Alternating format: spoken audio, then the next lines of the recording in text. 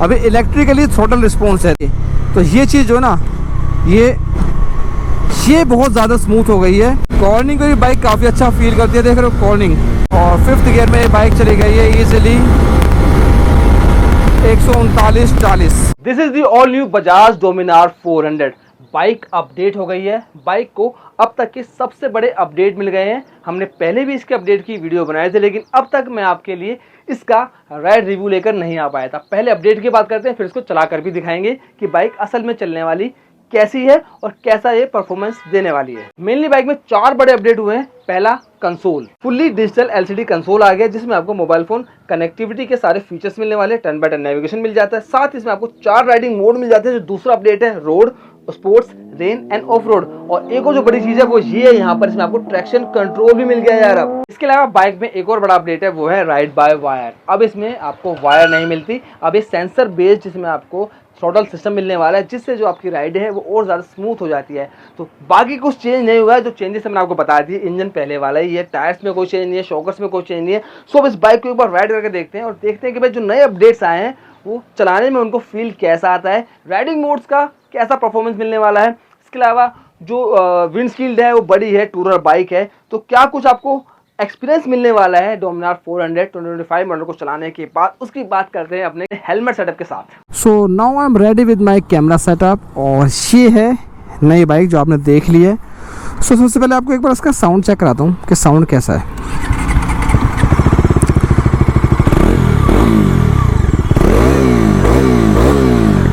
Sound में कोई change नहीं है क्योंकि बाइक पहले जैसी है।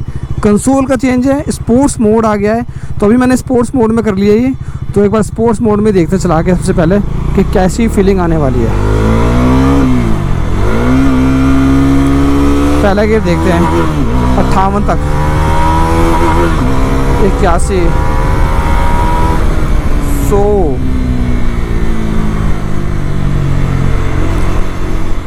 सो ये दिल्ली के सबसे बेहतरीन रोड में से एक है। रिव्यू के बीच में आपको ये बता दूं, बहुत प्यारा रोड है। यहाँ पर सारे जो है ना हाई कमीशंस और एम्बेसीज हैं। तो ये है Chanakyapuri. Back to our ride review. भाई बाइक काफ़ी स्मूथ है, डिस्प्ले काफ़ी विजिबल है, धूप पड़ रही है लेकिन फिर भी मैं इसके सभी जो डिजिट्स हैं उनको ईजिली रीड कर पा रहा हूँ। स्पेशली जो छोटे रोड, स्पोर्ट्स, रेन और ऑफ रोड के जो मोड्स हैं वो बहुत छोटे लिखे हैं, लेकिन फिर भी मैं उनको बिल्कुल क्लियरली पढ़ पा रहा हूँ। तो भाई ये इसका एक काफ़ी सही पार्ट है कि बाइक की जो डिस्प्ले है उसकी ब्राइटनेस जो है वो डे टाइम में भी काफ़ी बढ़िया है। इसके अलावा इसमें 4 नए मोड आ गए हैं, वो सबसे बड़ा अपडेट है। ठीक है, अब आप चाहो तो उसको रोड मोड पर लगा सकते हो। स्पोर्ट्स मोड में ज़्यादा पावर आपको मिलेगी। रेन मोड में जो पावर थोड़ी सी रिड्यूस हो जाएगी। उसी तरह थोड़ा ABS है, जो ब्रेकिंग सिस्टम है वो भी थोड़ा सा वैसे ही काम करेगा। इसके अलावा जो ऑफ रोड मोड है उसमें आप रियर वाले ABS को बंद कर सकते हैं और ऑफ रोडिंग का मज़ा भी अब आप नई डोमिनार 2025 मॉडल में ले सकते हैं। तो ये कुछ चेंजेस यहाँ हुए हैं। इसके अलावा एक ट्रैक्शन कंट्रोल भी आ गया इस बाइक के अंदर, जिसकी भाई ज़रूरत थी, क्योंकि अभी जो भी बाइक्स आ रही हैं ना नई वाली, उन सब में आपको ट्रैक्शन कंट्रोल मिलता है। तो बजाज ने डोमिनार 400 में भी ट्रैक्शन कंट्रोल यहाँ पर अपडेट कर दिया है। इसके अलावा मीटर में और क्या क्या मिलता है आपको, देखो व्हीकल इन्फो में जाएंगे तो यहाँ पर आपको मैनुअल ट्रैक्शन कंट्रोल मिल जाता है, राइड मोड मिलने हैं, वार्निंग्स मिल जाती है। वार्निंग ये दिखा रही है कि भाई बाइक की जो है सर्विस होने वाली है। इसके फ़ैन की आवाज़ आ रही है, वो थोड़ी ज़्यादा लगी मुझे पहली बार। तेज़ आवाज़ करता है इसका फ़ैन, जो कूलिंग फ़ैन है। और विंडशील्ड पहले भी आ गई थी, लेकिन भाई विंडशील्ड काफ़ी ज़्यादा इफेक्टिव है इस बाइक की। और जो भी विंड आती है ना वो इस तरह से शेप में आके और वो आपकी हेलमेट के ऊपर से निकल जाती है। तो ये काफ़ी सही है। मुझे विंड ब्लास्ट बिल्कुल भी महसूस नहीं होता। जैसे मैं अक्सर अपनी बाइक चलाता हूँ KTM Duke 390, उसमें बिल्कुल भी विंड स्क्रीन नहीं है, तो उसमें मुझे विंड ब्लास्ट बहुत महसूस होता है। लेकिन इस बाइक में मुझे बिल्कुल भी विंड ब्लास्ट महसूस नहीं हो रहा है। तो ये काफ़ी अच्छा फीचर मुझे इस बाइक का लगता है। तो भाई चौथे गियर में आराम से 108-10 चले जाते हैं यार। तो ये काफ़ी बेस्ट पावर अच्छी है बाइक में, आपको काफ़ी सही पावर मिल जाती है। चौथा गियर है, अभी मैं इसको पूरा खींच रहा हूँ, 127-28 तक जा रही है। And this is the 5th gear. और 5th गियर में बाइक चली गई है ईजिली 139-40। तो NS 400 के मुकाबले थोड़ी सी स्लो है, क्योंकि बाइक का जो वज़न है वो बहुत ज़्यादा है, ठीक है। इस वजह से आपको थोड़ी स्लो हो सकती है। वैसे भी ये कोई नेकेड स्पोर्ट्स वाली बाइक नहीं है, ये टूरर बाइक है, इसको इतना तेज़ भगाना भी नहीं चाहिए। तो मैं टेस्टिंग के लिए आपको बता दिया कि भाई बाइक अच्छी खासी भाग लेती है। पहला गियर काफ़ी पावरफुल है, हर गियर में बहुत ही ज़्यादा बढ़िया मूव करती है बाइक। और भाई अगर चलाना है नेकेड स्पोर्ट्स की तरह तो भी आप इस बाइक को मज़े ले सकते हो यार, ठीक है। कॉर्निंग को भी बाइक काफ़ी अच्छा फील करती है, देख रहे हो कॉर्निंग गजब। टायर्स थोड़े और अच्छे हो सकते थे, टायर्स इसमें MRF के हैं, लेकिन अगर टायर्स में MRF का स्टील ब्रेज होता या फिर अपोलो अल्फा H1 हो तो जो रोड पर ग्रिप है ना, कॉन्फिडेंस है, वो और ज़्यादा इन्हेंस हो जाएगा और राइडर जो है ना बिल्कुल भी डर में नहीं रहेगा। जो टायर अभी रेव्स वाले लगे हो ना, ये इतने अच्छे टायर्स नहीं हैं, मतलब परफॉर्मेंस बाइक के हिसाब से बढ़िया नहीं है। 150, 200, 250 सीसी तक ये बाइक के जो टायर्स हैं अच्छे काम करते हैं, लेकिन इससे ऊपर वाली बाइकों पे टायर काम के नहीं है। इसके अलावा जो ब्रेक लीवर है ना, उनको आप एडजस्ट कर सकते हो। ये अपडेट नया है इसके अंदर। ब्रेक लीवर को अगर आपके हाथ छोटे हैं तो छोटा कर लो, अगर आपके हाथ 6 फीट से ज़्यादा है तो आपके हाथ भी बड़े होंगे, तो आप हाथों को भी अपने हिसाब से अपडेट कर सकते हो और उन्हें हिसाब से यहाँ लगा सकते हो। इसके अलावा और चेंजेस में आपको बता दूँ, राइड बाय वायर है। अब राइड बाय वायर की वजह से जो आपकी राइड है ना बहुत ज़्यादा स्मूथ हो गई, क्योंकि अब वायर हट गया है इसके अंदर से ना। अभी इलेक्ट्रिकली थ्रोटल रिस्पॉन्स है, तो इस तरह से जब करते हैं ना तो ये चीज़ जो ना ये बहुत ज़्यादा स्मूथ हो गई है। और लैग जो है वो अगर आप वायर से आ रहे हैं तो थोड़ा आपको लैग महसूस होगा। 390 वाला क्विक रिस्पॉन्स तो ये नहीं दे रहा, लेकिन जो अदर बाइक्स में आता है जैसे TVS में है और बाकी बाइक्स हैं, उनसे बेटर इसके अंदर आपको राइड बाय वायर मिल जाएगा। इसके अलावा मोबाइल फ़ोन कनेक्टिविटी के सारे फीचर आपको मिल जाते हैं। ब्लूटूथ है, म्यूज़िक कंट्रोल को भी आप इसमें अपडेट कर सकते हो। म्यूज़िक डिवाइस कनेक्ट करना पड़ेगा और फिर यहीं से आप सॉन्ग वॉन्ग चेंज कर लोगे, ये भी फीचर इसके अंदर है। ओवरऑल मैं कहूँ तो मुझे बाइक को राइड करने में काफ़ी मज़ा आ रहा है। थ्रोटल रिस्पॉन्स है वो पहले से बढ़िया हो गया है, लेकिन आपको जब आप वायर वाली बाइक से इस पर आएंगे ना तो आपको शुरू में झटके लगेंगे, ठीक है, क्योंकि अब यूज़ टू होने थोड़ा टाइम लगता है।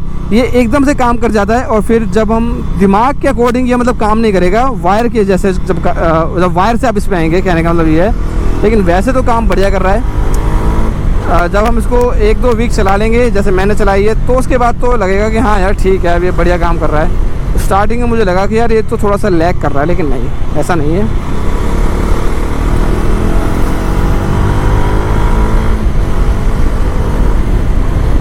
पहले यहाँ पर टैंक पर एक डिस्प्ले आती थी, वो डिस्प्ले हटा दिया, यहाँ पर एक चार्जिंग पॉइंट दे दिया है। अब आप यहाँ पर इजीली मोबाइल फ़ोन चार्ज कर सकते हैं माउंट करने के बाद। पोजीशन काफ़ी अच्छी है, लेकिन ये अपडेट बहुत सारे डोमिनार ओनर्स को भाई अखर गया, उनको पसंद नहीं आया। उनका कहना था कि ये जो अपडेट था ना भाई पहले वाला, ये बहुत बेस्ट चीज़ थी यार, कंपनी ने इसको उठा के अच्छा नहीं किया। और अगर मैं अपना पॉइंट ऑफ व्यू बताऊं तो मुझे भी यार यहाँ पर ये चीज़ अच्छी नहीं लगी, क्योंकि जो पहले LCD थी ना यार वो बहुत ज़्यादा प्यारी लगती थी और एक प्रीमियम बाइक की फील दिया करती थी। जैसे कि डुकाटी की डेविल आती है ना, उसके अंदर यहाँ पर था वो, तो वो वाला कुछ फील आता था इस बाइक के अंदर ना। यहाँ पर देख के यहाँ पे एक स्क्रीन है, लेकिन वो गायब कर दी। ठीक है, अपडेट है। अगर बजाज हमारी वीडियोज़ को देखता है तो भाई एक बार हो सके तो अपडेट कर देना, वापसी लिया उसको, तो आपके फैंस हैं जो और जो चाह रहे हैं वो थोड़ा सा और खुश हो जाएंगे।